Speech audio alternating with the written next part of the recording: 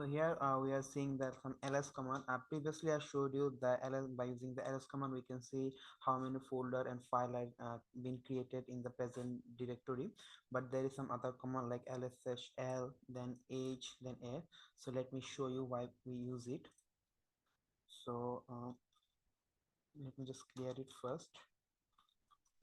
If I use ls in here, I can just see the folder and the file name.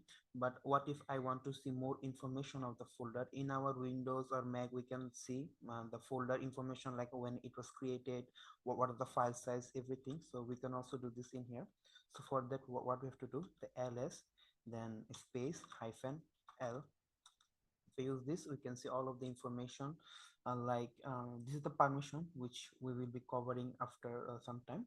Then if it's a directory, like see the issue is a directory, so it should have the d before these permissions.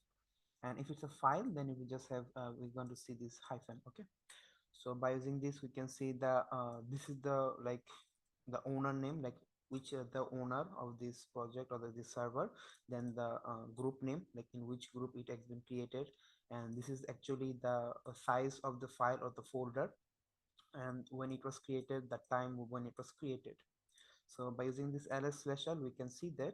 And like suppose it's not humanly readable that much, right? So to make it more humanly readable we can use ls, then hyphen l h. H means humanly readable. So if I enter now, see, now that was 4096, now it's 4 KB.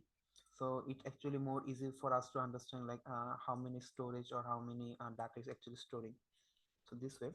So and there is another command like ls hyphen la, sorry, la. So what it actually does, it actually show you all the hidden folders. Like sometimes in your server or in your pc there's some hidden folder that you cannot see. So to see all of the hidden folders you have to use l, then a. Then if you enter, you can see all of the folder including the hidden folder also. So how can you recognize a folder that is a hidden folder? So to do that, you just have to follow this.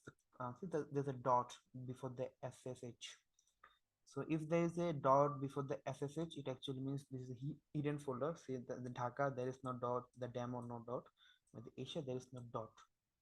So if there's a dot before this in a folder or file name, actually it's a hidden folder. So these are the some basic one that we can use to list the directories.